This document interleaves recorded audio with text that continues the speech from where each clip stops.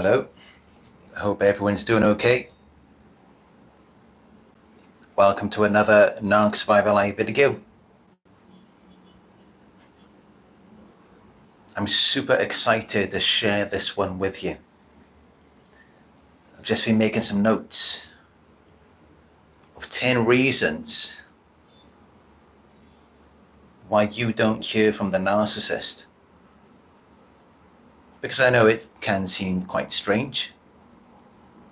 It can seem quite mysterious. It may make you wonder what is going on with them. What are they doing now? Now that they're not reaching out to you.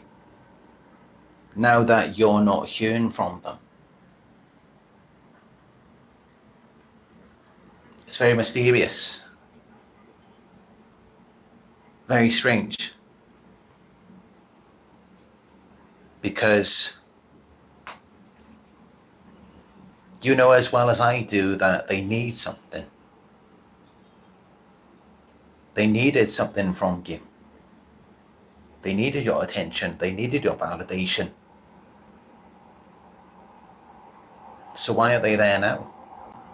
Why aren't you hearing from them? And if they're not there with you now, then where are they? What are they doing? That's what we're going to be getting into in this video. We're going to be going through it. We're going to be talking about the 10 reasons why you don't hear from the narcissist. And I've got some very interesting reasons to share with you. There may be some that you've never heard before in any videos on YouTube, especially in the way that I'm going to describe them. So, yeah, let's begin. Number one, you don't hear from the narcissist because you're not waiting around for them anymore. And that's just it. They want someone who's going to wait around for them. They want someone who's going to fall for their lies and future fake it. They want someone who's going to hold out for anything in the present moment and wait for something in the distant future. To long and yearn for something that the narcissist could give to them. Even while this person may be shelling out. This person may be doing everything for them, but not getting anything back in return, or not anything substantial. Not even a fraction of what they're giving out. And you're just not willing to do that anymore. You're not willing to give 100%. Actually, let's say 99%, because no one can really give 100%. You're not willing to give 99% and get 1% back. You're not willing to do that anymore. You're not waiting around for them. You're not falling for their future faking. And maybe you used to. Maybe you used to believe in their lies. Maybe you used to believe that if you just keep doing and giving to them, then at some point in the future, you're going to get something back. You're going to get something that's 10, 100 times more than everything that you gave to them. Because that's what they want you to think. That's what they want you to believe. Because that's what gets them whatever they want from you in the present moment, without them having to do anything for you. But that's just it. If something sounds too good to be true, it probably is. Especially when you're dealing with a narcissist. And you just got to look at everything you're doing and giving for them, and then look at what you're getting back in return. Look at how you're just sinking into debt, trying to please this person. You're building them up and they're not doing anything for you. You're investing your time, energy, effort, and resources into someone who's not investing anything back into you. But if you're not doing that anymore, if you're not waiting around for them, if you're not falling for their future faking, then yeah, they may just cut you off. You may not care for them anymore because that means that you're cutting off their supply. You're no longer believing in their lies. You're no longer believing in the illusion. So they have no use for you anymore. The second reason why you don't hear from the narcissist is because they've revealed their true self to you. They've already shown you who they regard underneath the mask. So you don't see them the same way anymore. You don't see them as that wonderful, handsome, beautiful, charming character that they displayed to you at the beginning. It no longer has that same chemistry, that same magic that used to really ignite a flame inside of you. It used to pull on your heartstrings. It used to make you cry and yearn for more. You don't get that feeling with them anymore. And they can sense it. They know you don't see them that way anymore. And again, that's cutting off their supply. It's no longer giving them validation. Because they want to feel beautiful. They want to feel magical. They want to feel like there's something wonderful. And you're just not doing it for them anymore. But the blame isn't all on you, of course. You're not doing it for them because they're not doing it for you. Because now you've seen beneath the veil. You've seen what's underneath the mask. So you can't validate something like that. There's nothing pleasant or attractive about it. They're monsters. It's ugly. It's repulsive. It's no good for you. And it pushes you away. It makes you no longer desire to be around them, to no longer want anything to do with them.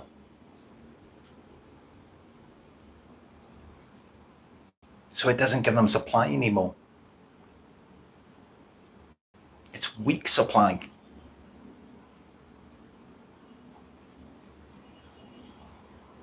The third reason why you don't cure from the narcissist, it's because they know you're tired of them. They know you're bored. They know that there's only so much they can do, and then it gets old. Then it becomes over familiar. Then it becomes like a broken record, because they lack authenticity. They lack the ability to be able to switch things up and make things interesting, exciting, arousing. They lack the ability to do that over a long period of time. Now, short term, in the moment, short bursts, they can really be the light of the party. They're masters at that for a short amount of time. They can't keep it up for long. And that's the difference. It's kind of like Usain Bolt running a sprint. Usain Bolt is an excellent runner, excellent sprinter. The fastest sprinter in the world. And while he may be good at that, He's not going to be so good at running a marathon. And it's the same thing with a narcissist. They can make things seem magical and exciting initially for a short period of time. But then it's like you've seen one, you've seen them all.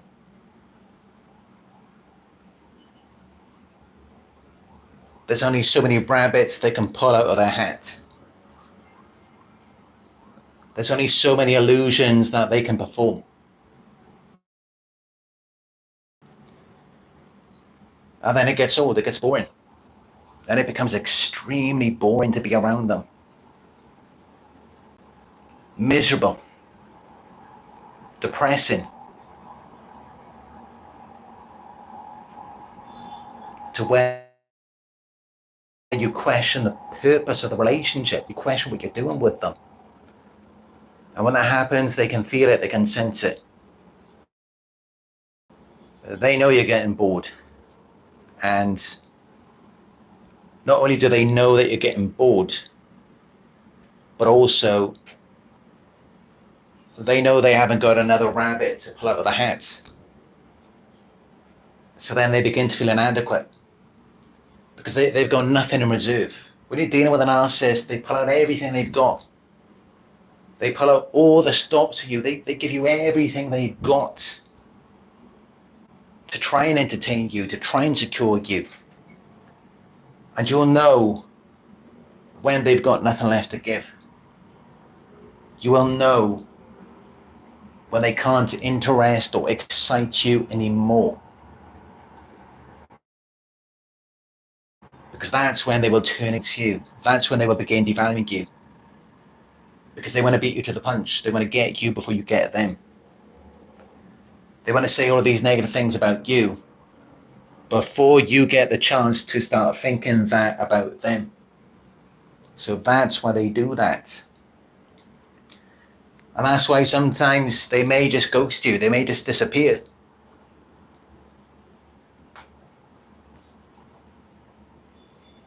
So that you don't end up rejecting them. Which leads me to number 4. You don't care for them because they fear rejection. Narcissists are terrified of being rejected. They're terrified of someone not wanting them, not seeing them as exciting, attractive, intelligent, interesting. They want to be seen as all those things. And when someone doesn't see them that way, it affects how they see themselves. Because they lack character, self-awareness. They lack a self. Continues to validate them after someone else has invalidated them or rejected them or made them feel like they're not good enough or interested enough. There's nothing inside of them to do that. And because of that, they're emotionally dysregulated. And then this is how they react in such extreme ways, because they're trying to get that out of you. They're trying to get you to be in agreement with them in some sort of way. And if they can't get you to validate them, if they can't get you to view them as pleasant and attractive, then they will go to the devaluation. They will start putting you down, making you feel like something is wrong with you, because they can't get the type of supply that they want. They can't get you to see them in the way that they want you to. So then they just end up putting you down. They turn against you.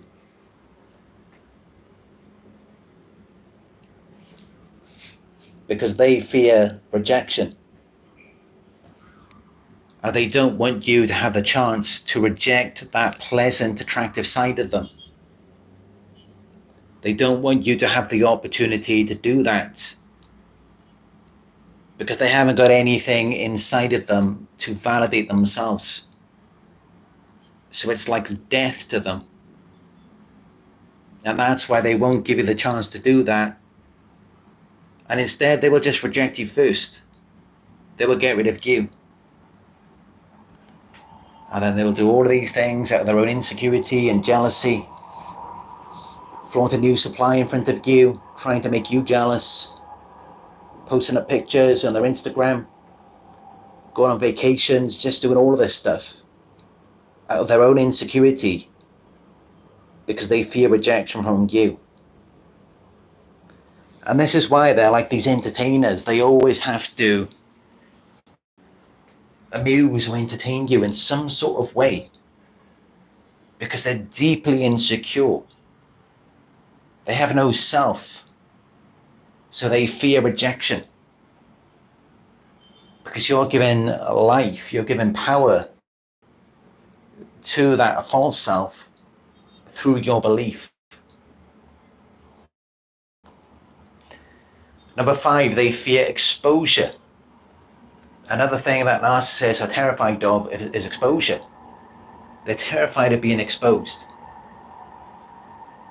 So they may understand that you know certain things about them, and they don't want you to know anymore. They're hiding information about themselves that they do not want to be revealed to you. True things about them, things that they may have done in the past, things that may be going on in their family. They don't want you to be aware of that. They don't want you to have knowledge about it. And they fear it so much because, as a coping mechanism, they've been projecting all of this stuff onto you. They've been holding you accountable for it.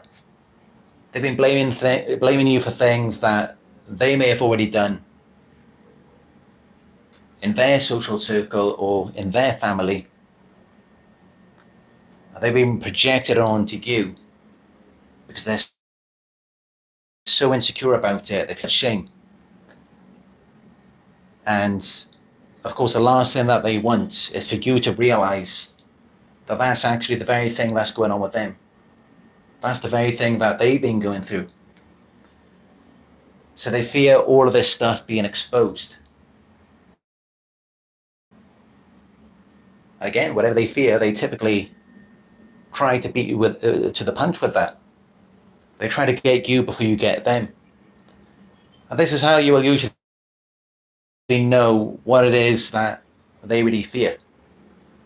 Because they're going to do that to you first. They're going to go and reject you first, expose you first. They're going to do all of that because they fear that you might do that to them. So they want to be in a position of control over it. And the reason why they seek that position of control leads me to the 6th reason why you don't hear from the narcissist, which is because of their shame. So they've done all of these things to you. They've abused you, they've mistreated you, lied to you, future faked, stolen from you, cheated on you. They've done all of these things which they know is wrong, no matter how much they try to justify it. Deep down, they know that what they did is wrong. They know the difference between right and wrong. They are aware of it. And anytime that they have to see you, anytime that they have to look into your eyes, make eye contact with you, and it's something where they're not able to project onto you or blame you, and they just have to see you, they just have to look at you. It brings up so much shame. And this is why towards the end of when you were last in contact with them, I bet they were projecting, deflecting, blame shifting, gaslighting. I bet they were doing all of it because that's their shame. As I've spoken about before in past live videos, a good analogy is if you imagine a narcissist has affected someone's life in such a dramatic way, they've caused such detriment to that person's life. Maybe they attack them physically. This person is covered in cuts and bruises as a result of them. Or maybe this person lost their job, they lost their business, and now they can't even afford something to eat. Maybe they've lost tons of weight. Or maybe the narcissist turned everyone against them. Now they've got no friends, no family. They've got no one who's there for them. For the narcissist to still be involved with that person, unless they can have control of the narrative in some sort of way, it's going to cause them tons of shame. It's going to make them feel really bad about themselves. And that's why they devalue you. That's why they turn against you. That's why they put you down. That's why no matter what you've done for them or how much you try to help them, how much you've tolerated for them, you're always the one who takes the fall for them. You're always the one who they hold accountable. You're always the one who is blamed for that very reason. Because every time they see you, they see the pain and distress that they have caused to you. They see the effects that their actions have had on your life. And that's how they can't bear to be in contact with you. They can't bear to even see you. Because it goes right through them. It affects them deeply. And not because they care about you, not because they even pity you. It's because of their shame. It's because they feel bad about themselves. It makes them feel like they're a bad person. And yeah, that's another reason why you won't cure from the narcissist. The seventh reason why you don't cure from the narcissist may be because they're bored of you. And give the video a thumbs up if you just joined. Welcome everyone to the live video. Yes, the seventh reason why you don't cure from the narcissist, it may be because they're bored of you. And let's talk about why they're bored of you. Now, they may be bored of you because if you remember at the beginning of the relationship,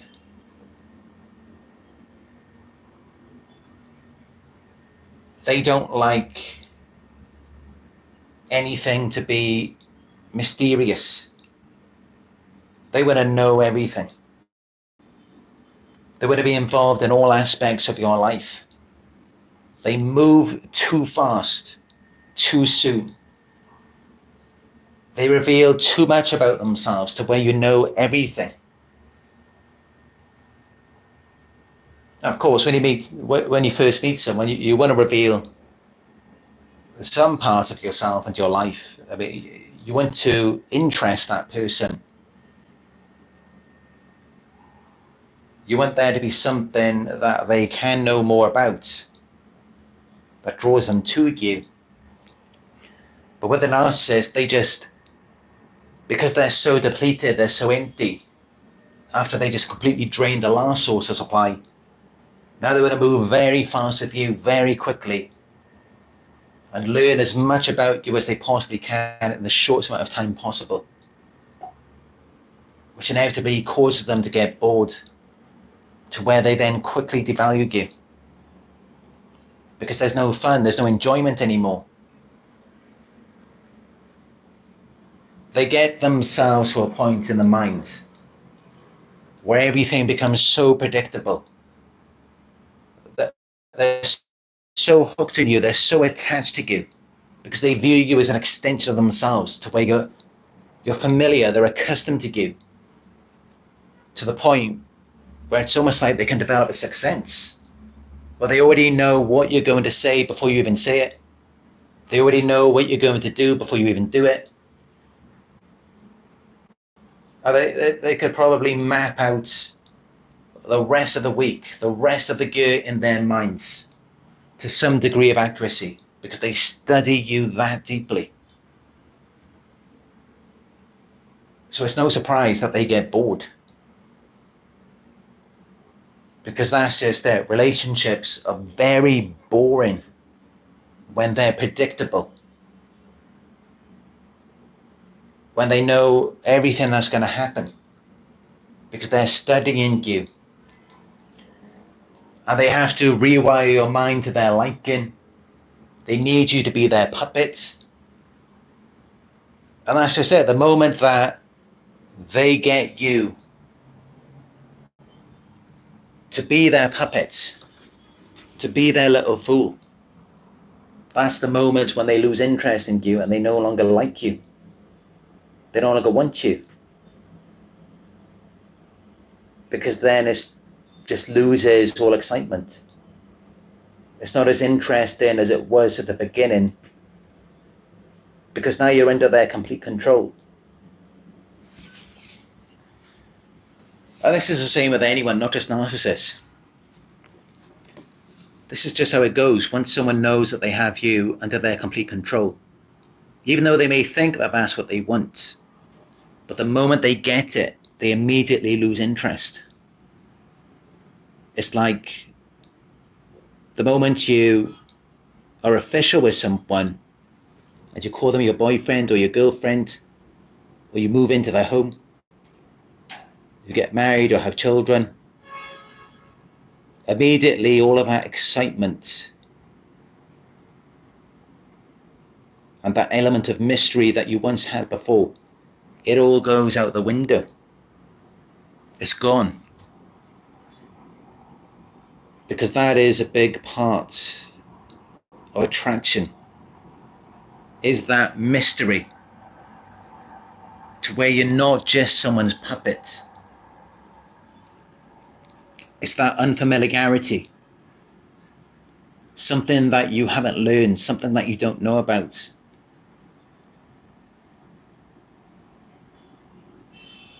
And this is a big problem that narcissists have, because they've got to be in a position of power and control. But then by doing that, it immediately diminishes the quality of their supply, to where, yes, they will become bored of you, because they move too fast, they move too soon.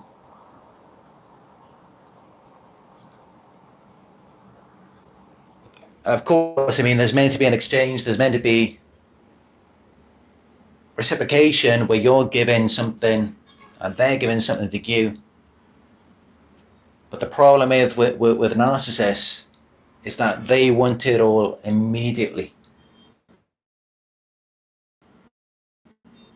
To reveal everything to them, everything about yourself, everything about your past, everything about your family, your job. They want to know it all. And this is what causes them to lose interest, because you no longer fascinate them.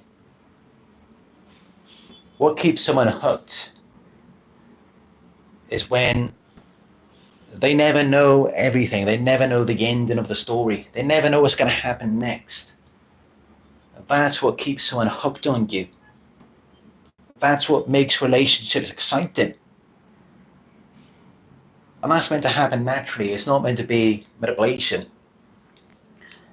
It happens naturally in relationships because, of course, we have our own separate lives. We have our own separate selves, our own separate bodies and minds. But the narcissist is extremely jealous and insecure. They're very possessive and controlling, to where they want to gain full control of your mind, to where they can operate you like a puppet. They want to know everything about you, everything about your life. They want to know where you're going, what you're doing, who you're with, because they're very insecure. And by them doing that, it diminishes all excitement in that relationship. It makes everything very boring. And it makes it boring for you as well. It just kills everything. It kills the life out of it. So naturally, narcissists will become bored. They will always get bored of their supply, no matter who it is, as a result of their insecurity and of their desperate need for supply, after they've already used up the last person. And the more that they've used you up, that really reveals how quickly it's going to get boring for them in the next relationship. The reason why you don't hear from the narcissist, it's because they've already used you up. They've already depleted you. They've already diminished you of everything that you once possessed, everything that you once had, everything that was good about you. Because they have a void, they're black holes. So they're constantly just draining the life out of you until you've got nothing left to give. And then they can no longer get supply, or it's no longer as potent as it was before. Because they've already drained you of your qualities, your characteristics, your life and energy, your money and resources. And then their eyes are elsewhere. They're looking for a new source of supply. Which leads me to number 9, new supply. You don't hear from the narcissist because now they're looking for a fresh new source. Someone who doesn't know them. Someone who hasn't learned them yet. Someone who doesn't know anything about them. Someone who doesn't know anything about their life. Someone who doesn't know about the monster underneath the mask. Because that is something that you can never measure up with. You can never compete with the new supply. Because the narcissist has already learned you. They already know you inside out. They may have rewired your mind to where they already know if they push a certain button, they're going to get a certain reaction. And yes, initially that may seem fun and exciting for them. It's like a new toy. That's under their complete control. But actually, after a certain amount of time, it gets boring for them. And that's why they then escalate the abuse. They escalate the control. They begin to micromanage you. They want to have their fingers in all of the pies in every aspect of your life because they're bored. Because their supply is losing its potency, and then they need more control. They need to ramp up the abuse because they're still dissatisfied. It's still not doing it for them. But then when they get with a fresh new source, when they do this exact same thing that they've done to you with someone else, someone who doesn't know what they're going to do, someone who hasn't learned them, and the narcissist hasn't learned them either. When they do that with a fresh new person, it will be pretty much the same effects as it was with you when they first did it with you. So really, in terms of supply, in terms of thrill and excitement, it's really just a waste of their time and energy to hold on to you. Once it's gotten to the point where they've already drained you of so much, you've got nothing left to give. And you already know exactly what they're about. You know them inside out. You've seen everything from them. They've seen everything from you. By that point, there's just nothing left of it. By that point, they would have to just finish you. Just put you in jail. Leave you out on the street. Drive you insane. Nudge you to suicide. Because by that point, you've got nothing left to give. You've already given it all. It's already met its end.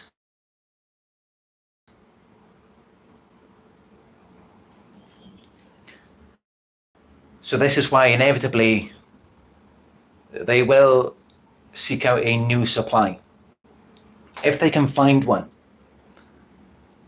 And then again, it doesn't mean that it's going to be at your level, because it may be very rare, it may be very difficult for them to find another you. So if they're desperate, they may still just hold on to you. But if you're not hearing from them, it's because they have found a fresh new source. They found someone who they're able to do what they were doing with you initially, that effect that they had on you at the beginning, they found someone else who they can do that to. Someone who they can pull the strings on. Someone who they can mess around with. Someone who they can treat as their little toy, their little plaything.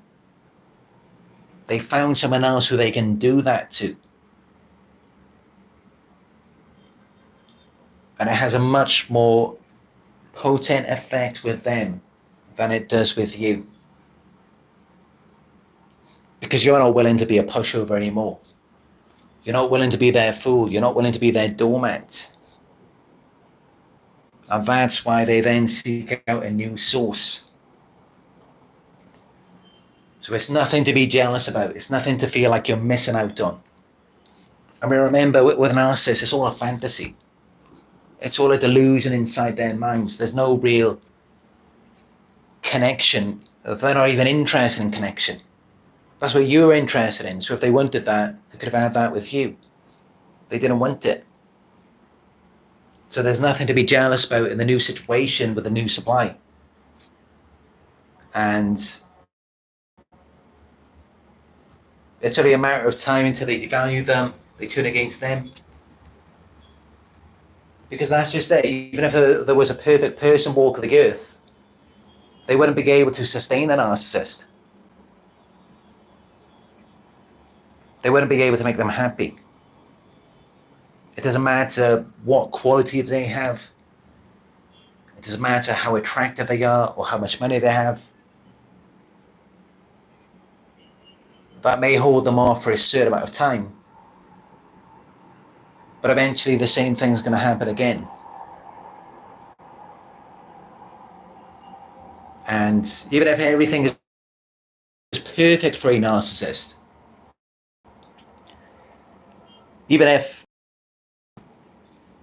this the new supply is Christian Grey from 50 Shades of Grey, even if it's a billionaire with private jets who can just give the narcissist whatever they want, it's not going to help them.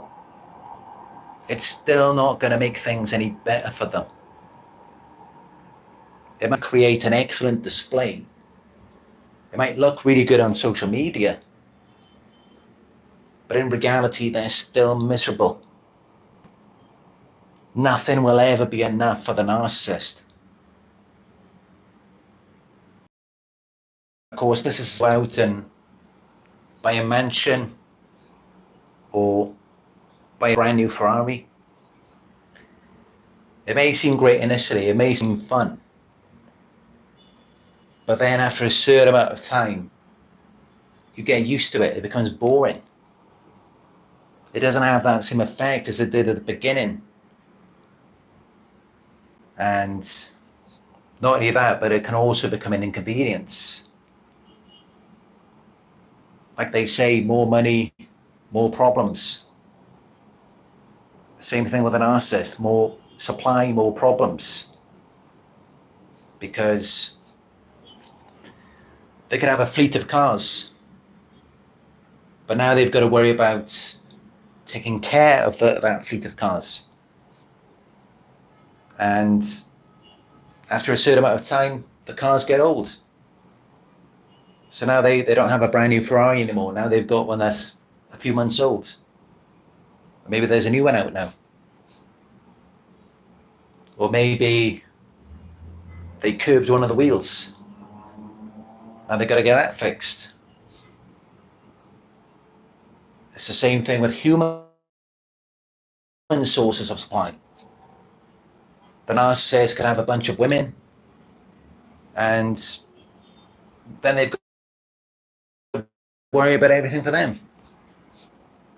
Maybe they've got to worry about buying them outfits. You know how fashions are constantly changing. They've got to arrange it all of the time. And maybe they have to worry about all of their sources of supplies, mental health as well. So many different things to take into consideration. This is why it's better to live a minimalist lifestyle. Less things to worry about, less responsibilities. And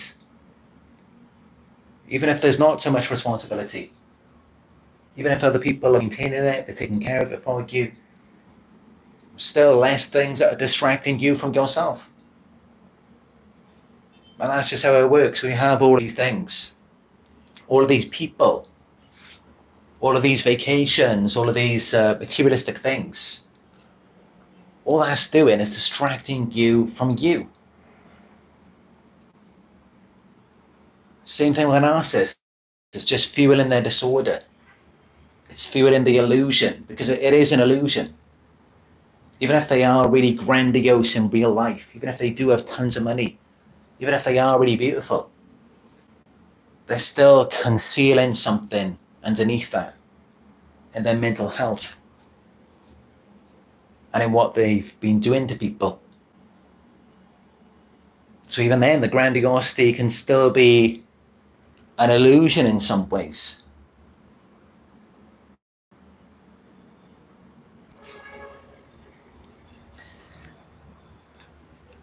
The 10th reason why you don't hear from the narcissist.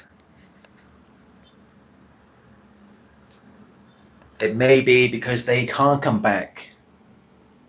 Maybe they've already burned the bridge with you. You're aware of them now. And honestly, it gets to a point where they've done so many things. They've done so many things to you, you just can't even talk about anything anymore. You can't even have a conversation. Because no matter what you say, it always goes back to them. And yeah, let's talk about it. Let's give some examples. This could be quite funny. I mean, maybe you hurt yourself. Maybe you got an injury. You can't even talk about that with the narcissist because maybe they physically abused you in the past. So then they get paranoid about that. That makes them insecure and then they rage at you. Or maybe they got you fired from your job, they ruined your business. They targeted you financially, they stole money from you. And now you're struggling, now you can't afford the things that you like. But you can't talk about that with a narcissist. And it gets to a point where they can't talk about these things with you. They can't brag about their accomplishments so much. They can't flaunt things in your face. Because by them doing that, it brings up shame in them. Because then they have to remember about all of the things that they did to you. So then you can't even have a conversation with them anymore. You can't talk about anything. You can't do anything with them.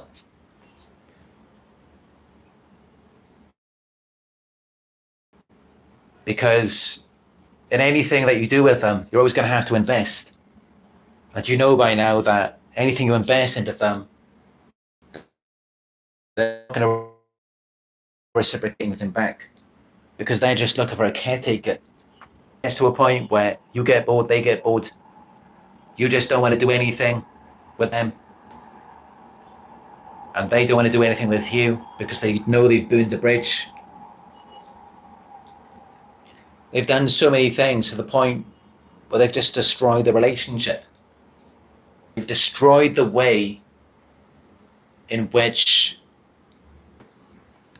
you and they connect, to where there's now a disconnect, to where there's now so much paranoia.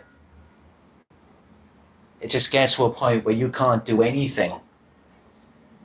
You can't say anything, and they can't do or say anything. The relationship is dead.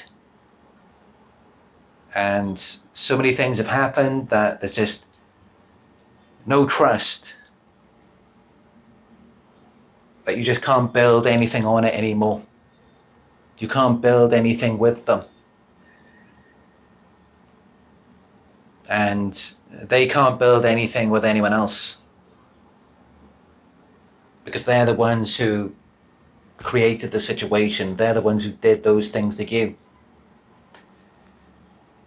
However, you can heal, you can move on, and you can build something with someone else, someone who's not like that, someone who doesn't just kill and bury relationships and connections. So yeah, even though you don't cure from the narcissist, it's not the end. They may be in the love bombing phase with a new source. So at some point, they're likely to get bored of them. They're likely to get tired of them.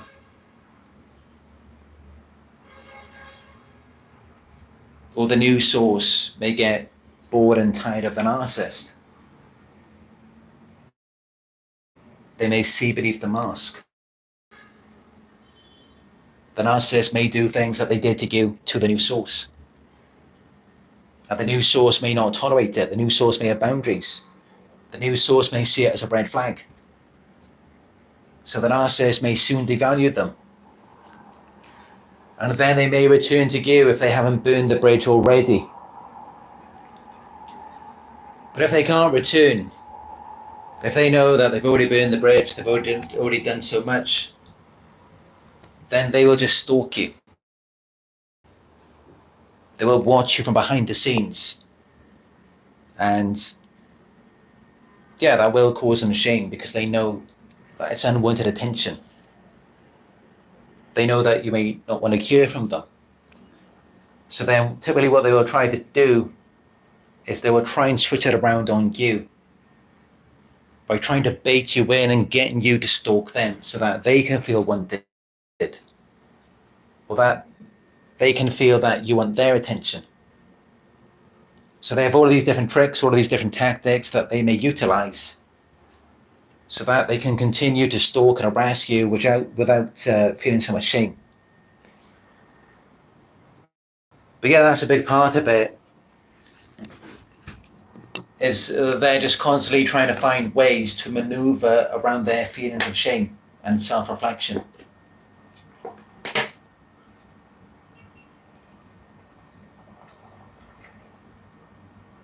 Oh, my throat is busted. Just completely locked up.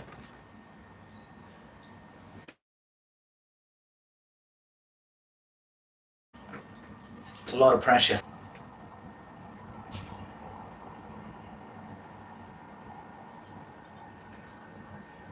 And now I just clicked onto the live chat. I clicked off at the beginning because I noticed the first comment in the live chat was a troll. So then I clicked off it. We will be having some new moderators in the live chat very soon.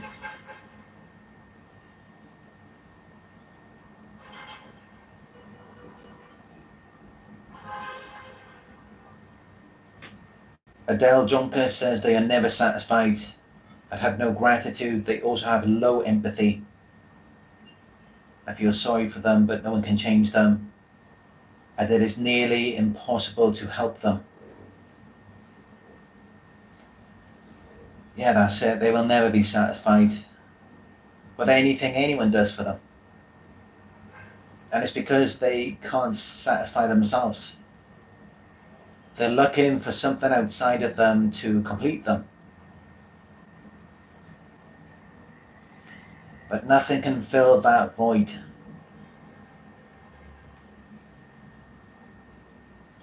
And yeah, we can never change them. We can never help them.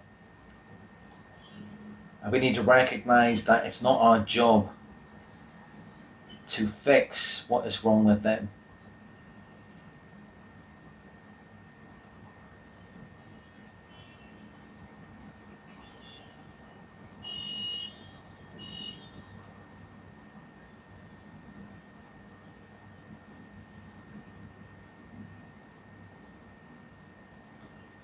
Sean Morris says they make you look and feel you're going crazy, and everyone around you starts looking at you like you're crazy.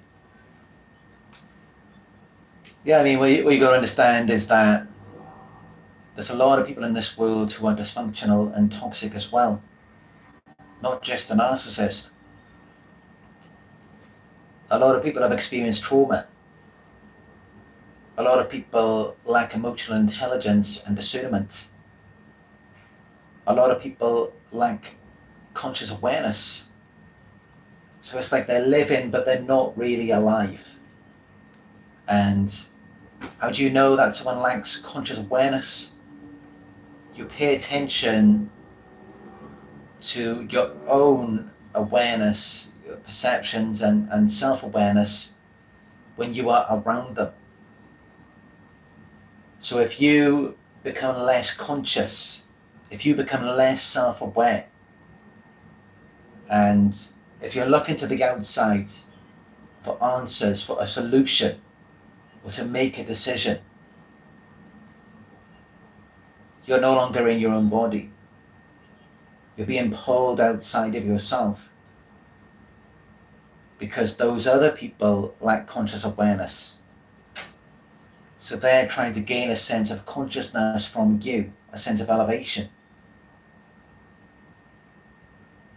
And this is how you know that you're dealing with people who are there, but they're not really there. They're not really conscious. And I'm sure you've experienced this, as I have, by being around narcissists. It's kind of like, it causes you to become more narrow-minded, to where you, if something happens, or if you're trying to understand something, you can't think of a number of different ideas, perspectives, or solutions.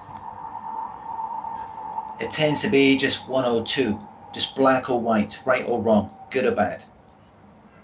You become narrow-minded. It's almost like you've devolved, you've gone backwards. This is what happens when you're around narcissists, because they're that way. They're narrow-minded. They have an arrested emotional development. And remember, children lack self-awareness. Children are not fully conscious. Same thing with a narcissist. So you get around them and it reduces your mental state and perception to that of a toddler's, to where you're no longer self-aware. You no longer see yourself. You're no longer fully connected to your own emotions. You're more connected and attached to their emotions as though they're the parents. And everything's narrow-minded, everything's more simplistic. It's kind of like just good, bad, right, wrong, as a toddler would think. Because you're around an emotional toddler, someone who has an arrested emotional development. And I would say that most people in the world are like this today. Most people in this world have an arrested emotional development. Because most people in this world have childhood traumas. Well, everyone in this world has childhood traumas. There's no one who doesn't. And most people in this world have unresolved childhood traumas. Things that have happened in their past and they haven't made sense of it. And they're still, from all of those years that happened before, all of those decades before, they're still looking for answers of what happened to them or why it happened to them. They're still trying to make sense of it. They're still trying to reach a conclusion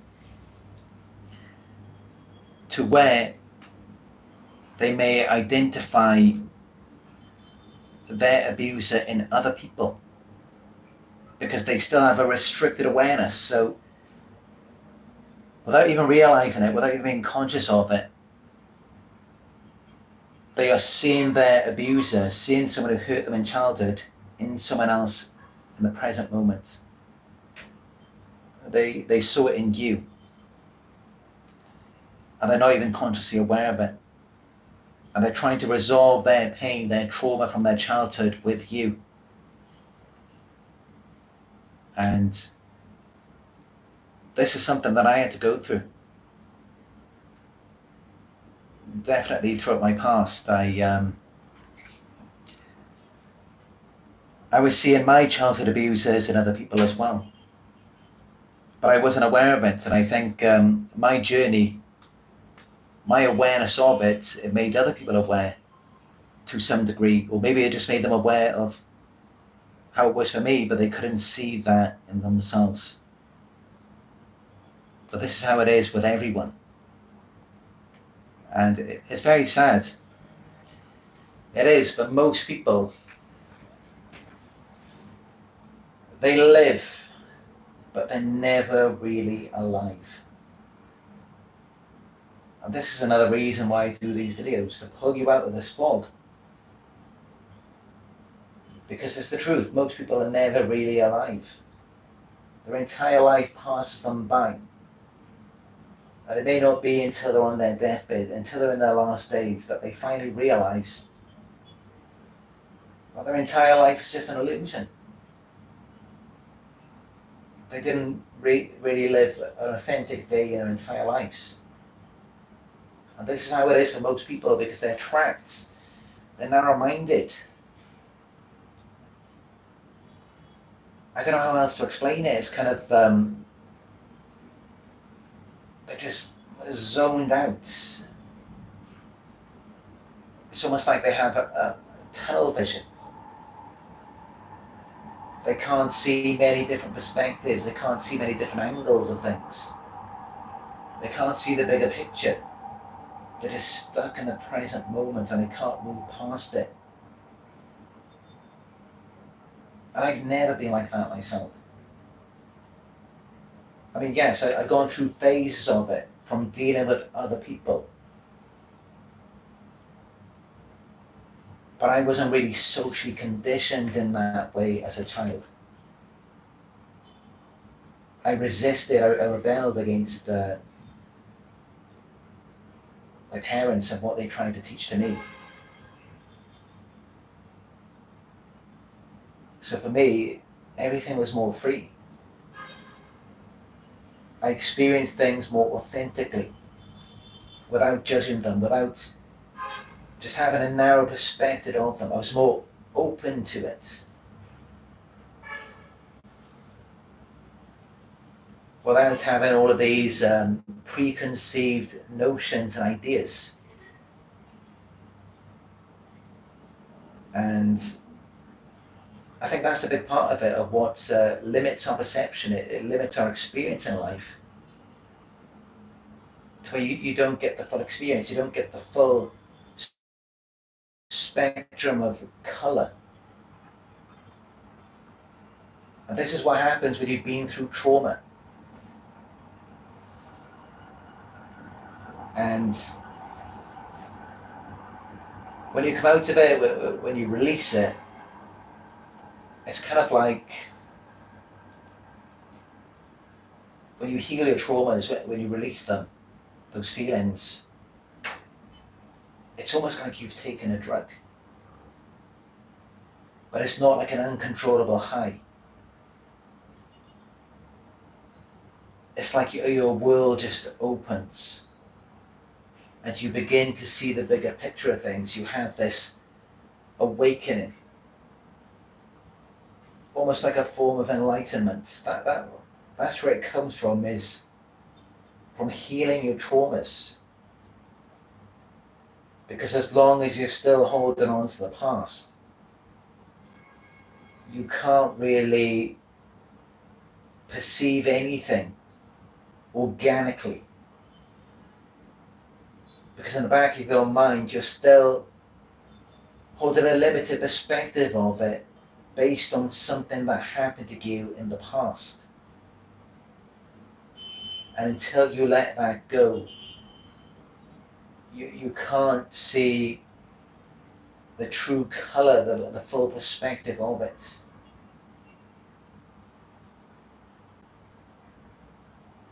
But then at the same time,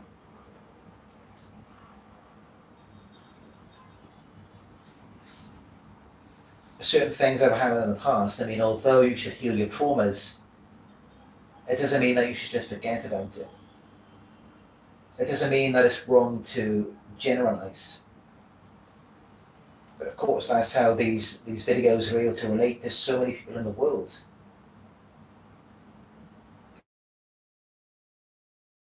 A lot of the things that I mentioned in the video, they're ways to identify these types of people. So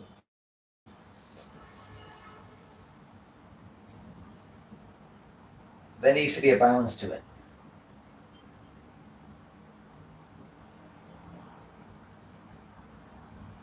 But yeah, this is what happens when you do heal your traumas, when you do let go of the past, when you stop holding on to what happened to you and letting it define you and your experience in life, you will begin to live more organically and authentically. And it is an incredible experience once you move past it. I did some work on my mental health several years ago, from just before I began creating these videos, and it changed everything for me. Before that time, I was so miserable. I was so depressed, I was suicidal, and then after I did the inner work, it changed everything. I gained more motivation. I became more optimistic, more positive. I felt more connected to the world, to where I then began making these videos, changing people's lives. And I felt more connected with nature, to where I then became a vegan. All of these things happened as a result of me healing my childhood traumas. And I'm not saying that I'm fully healed. I'm not saying that anyone can ever be fully healed. But what I am saying is that there is a certain level that when you get to it, it's like you kind of reach this, you reach this frontier where you then push past it. It's like you filled up your cup to a certain extent, to where you're now above water, and you can see the world clearly, and you can feel more deeply than you ever did before.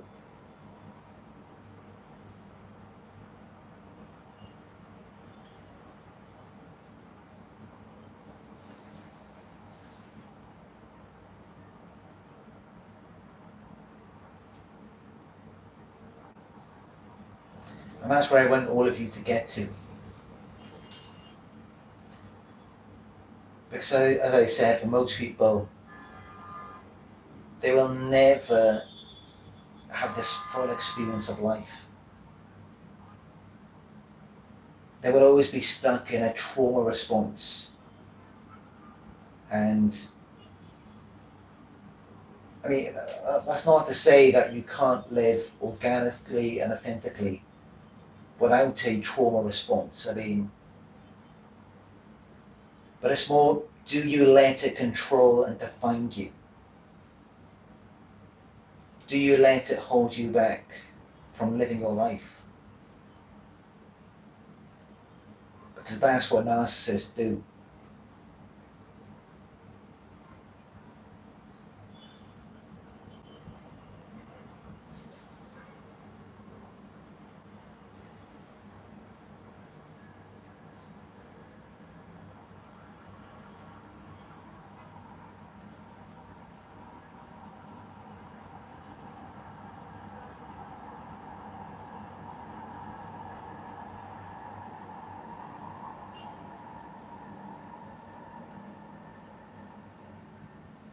Narcissism Exposed 101 says Narc Survivor has already made a video on the narcissist wanting you dead, like multiple other channels.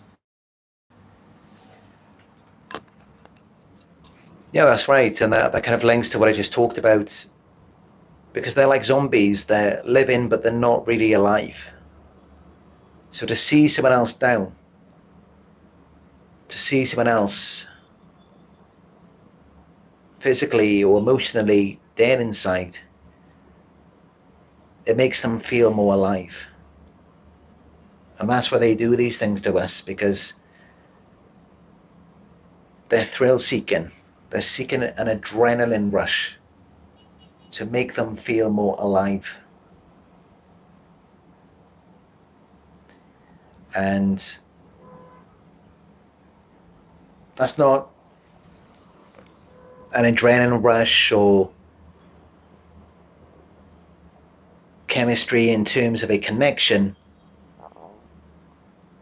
but rather from disconnecting from themselves and from disconnecting from you. That's what makes them feel alive. From remaining disconnected, because the last thing any narcissist wants is to be self-aware. They don't want that to happen. And this is where our full experience in life comes from, is from becoming self-aware. I mean, if you remember when you were a child,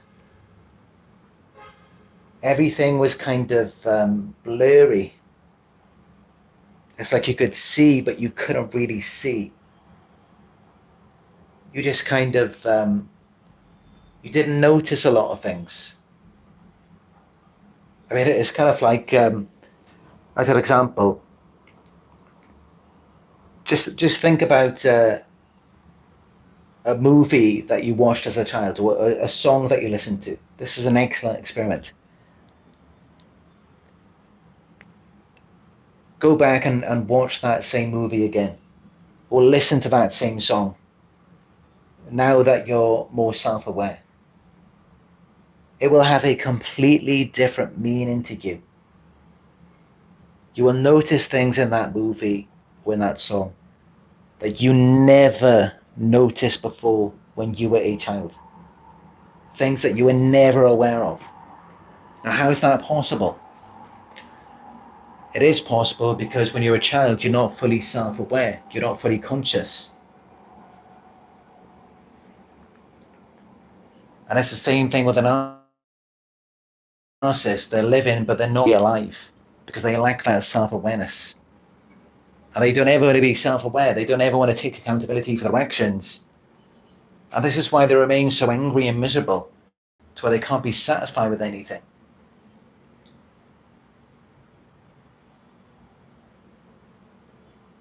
And that's just it. If they were to take accountability and become self-aware, they wouldn't need all of that. They wouldn't need all of that supply. And they could be happy with much less. And it's not that you have to be a minimalist. Some people can be passionate about certain things. People can be passionate about cars, artwork. You can have passion for those things. So those may be things that complete you in some sort of way as well. It may be a part of your identity. But the point is that you will have inner fulfillment when you do take accountability for yourself. You show up as yourself and you become more self-aware. This is why they're always so miserable. They're always so angry.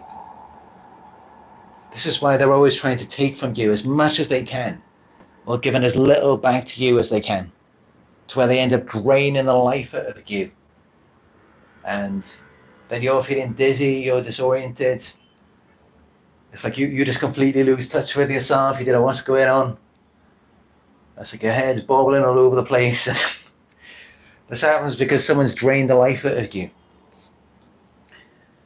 to where you can have seizures, you can develop schizophrenic traits, because that's what they want from you, is that that self-awareness. They steal your characteristics, your qualities, so that they can become more aware of a false self, and through external validation. So in some ways they're wanted to wake up, but just not wake up to who they actually are as a result of their actions. But when you do accept it, when you just accept that this is you accept, all right, I wasn't always the best person that I could be. I made a lot of mistakes, I did things wrong, I hurt people. When you accept all of that and you incorporate it into a realistic whole, when you fully accept yourself, now you can start living.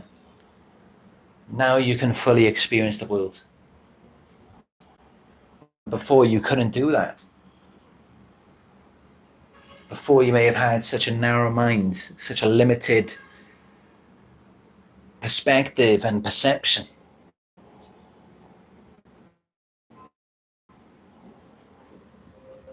But this is why narcissists will always be miserable.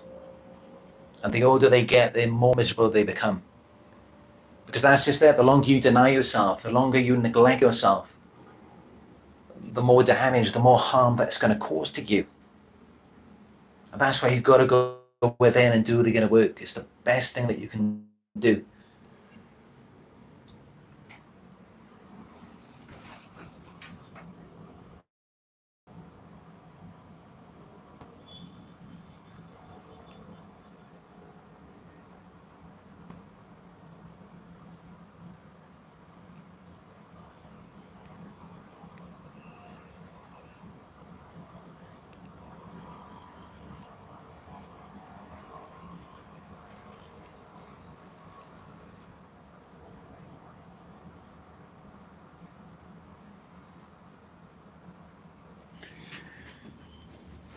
I'm just sharing as much of my brain as I can with you in this video.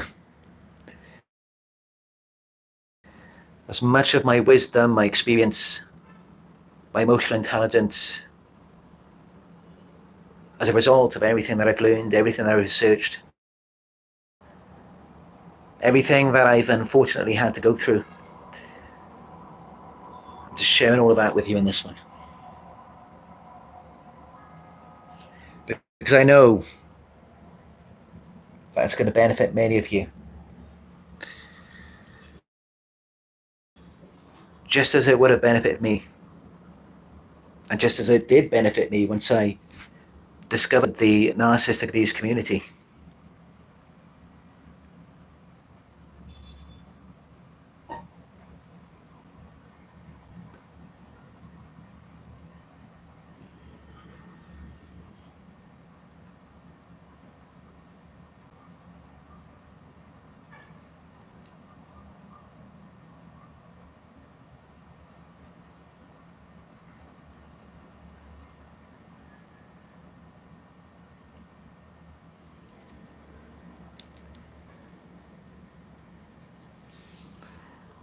Feng Law says, mine didn't have the grandiose trait.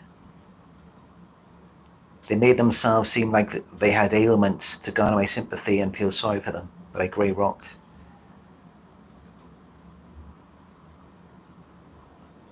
Well, the grandiosity is just one of the 9 traits in the DSM-5. I would say that every narcissist has some form of grandiosity, or should I say, something that they believe makes them special or unique, even though they are all the same, pretty much. But I believe they all have something that they think makes them special or unique. Even the covert narcissists, they just won't reveal it as much because while they believe that about themselves, maybe the world doesn't see it that way. So then that's why they're more covert. While the overt narcissists, they may be viewed as grand, magnificent.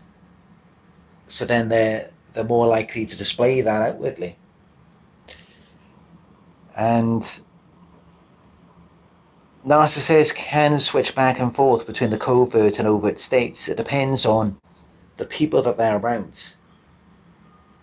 So, of course, people who validate the false self and that grandiose side of them, those are the types of people who are going to get that side of them. The people who don't validate it, they're going to see more of the covert side.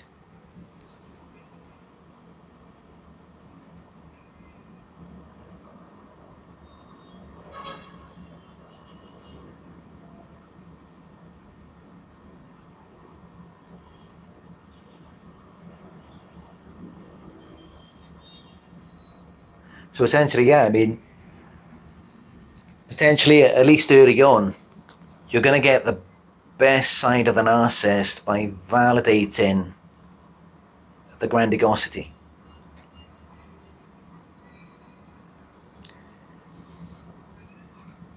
If you don't validate the grandiosity, they're going to be more covert. They're going to be victim playing.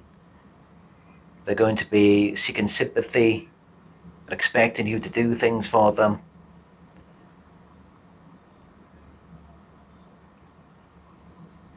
But then also, even if you do validate the grandiosity initially, it's likely that they may be playing the victim later on.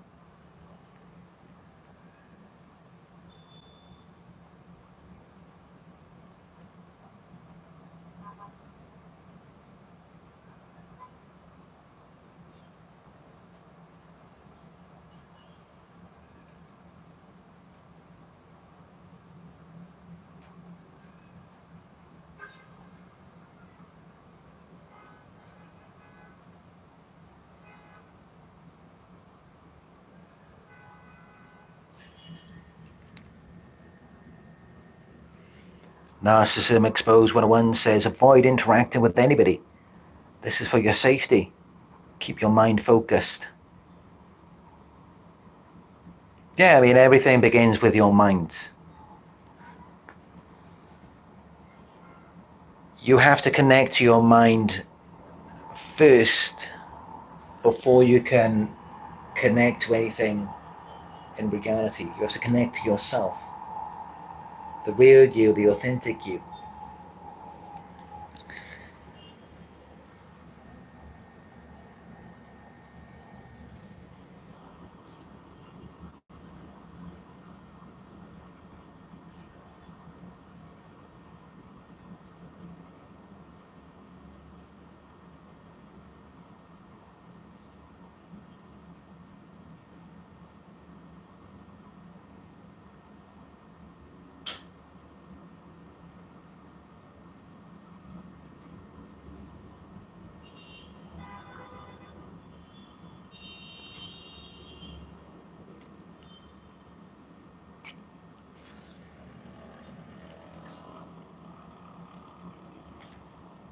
Just looking at these comments.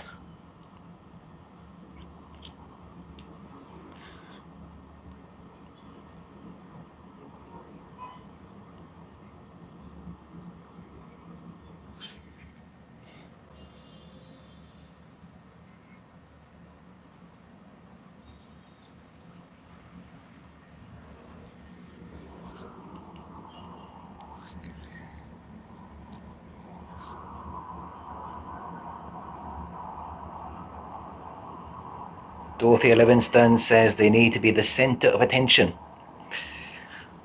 Yeah, it's got to be all of the attention on them. But they can't ever give any attention to you because it's all about just validating the false self.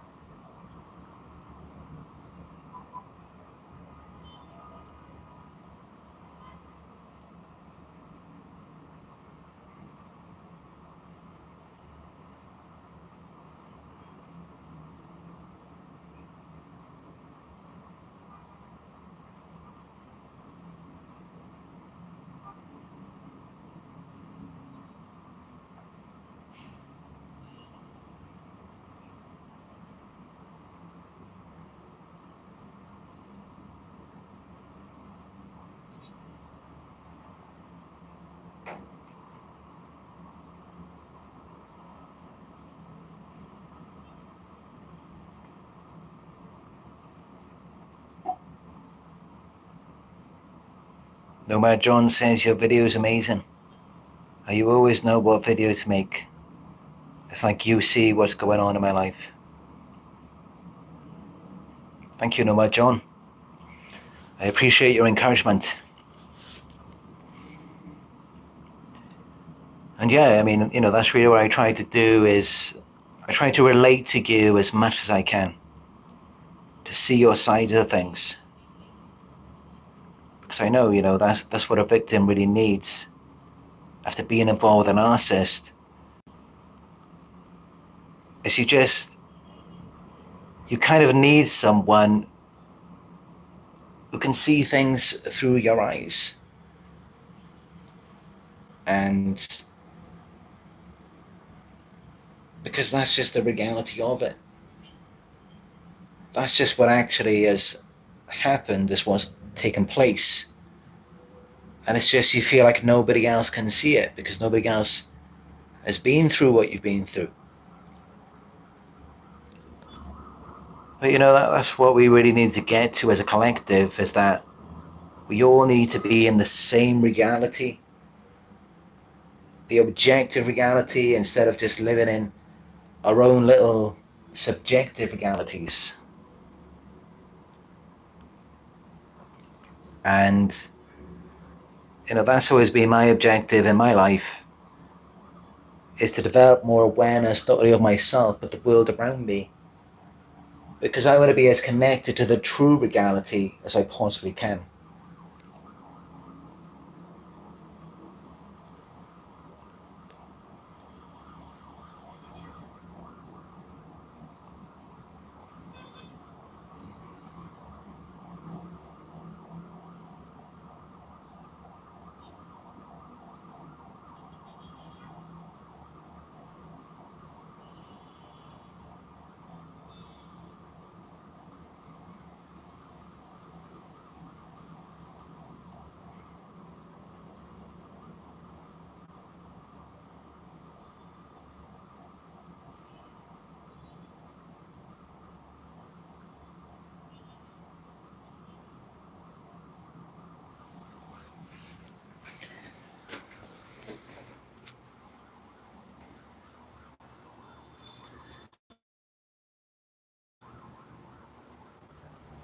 I hope this video has brought you some clarity, though, on what you've been dealing with a narcissist.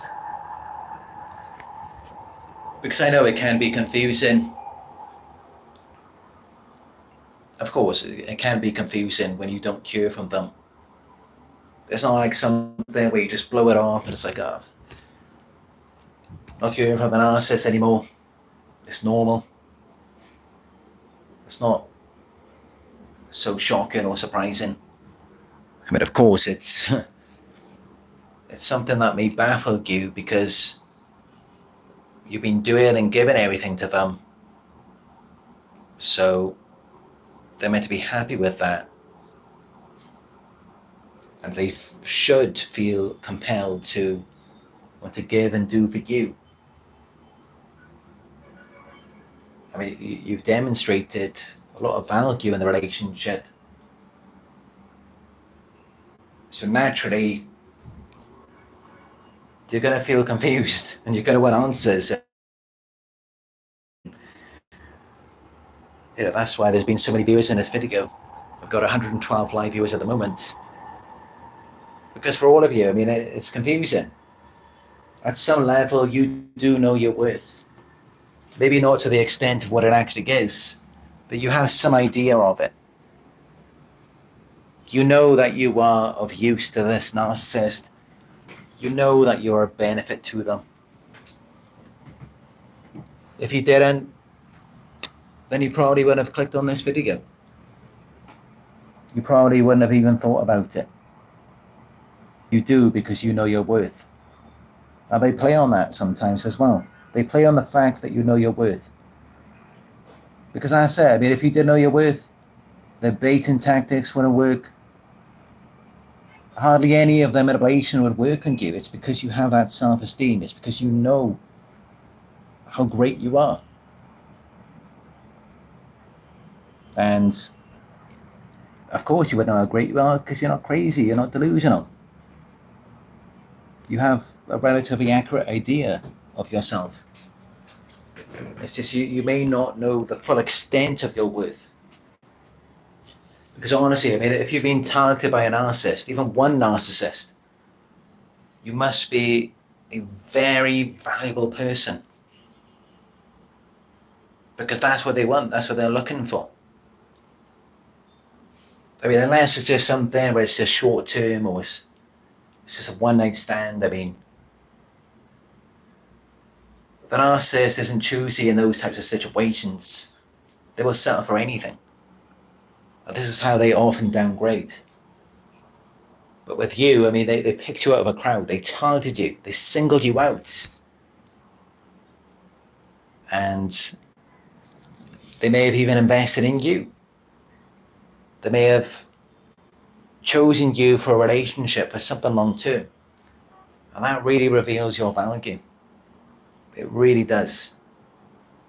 Especially if you're dealing with a sociopath or a psychopath, someone who's holding out, someone who's refusing to settle and then they settle with you. That really reveals your worth. But unfortunately, it does also reveal some things that you need to work on, such as boundaries, having a support network, and maybe becoming more self-aware, more aware of your qualities, your value, and also more aware of other people's lack of value, because they will realize that they're not deserving of you. This is another thing they play on as well. I mean, a lot of times they do play on your realization of your self-esteem, but then also they can play on your unawareness of how valuable you are, and your awareness of how they can't even do anything for you anyway. They haven't got any value to give to you, and actually, by you being involved with them, you're going to lose a lot more than what you're giving out. You're not even going to get back a fraction of what you're giving out to them. And they play on that. They play on your lack of awareness of it. So yeah, all important things to take note of.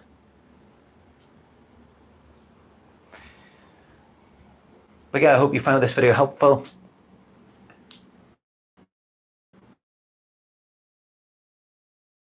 I then come in a video which I will be uploading tomorrow. So again, give this video a thumbs up if you found it helpful. Subscribe.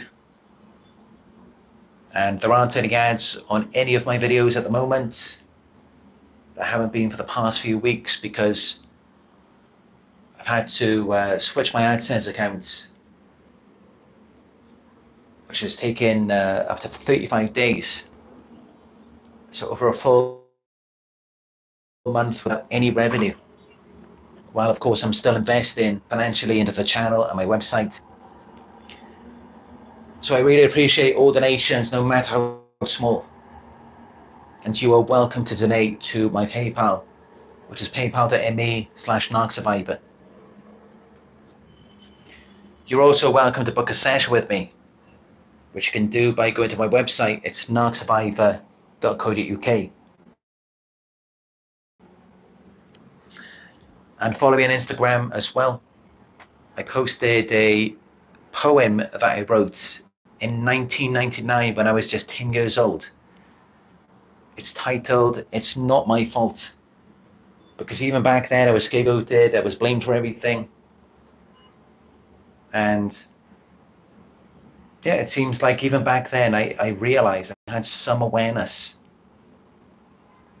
that everything wasn't my fault, and that I was being blamed for everything, and that it was wrong, that it was unfair.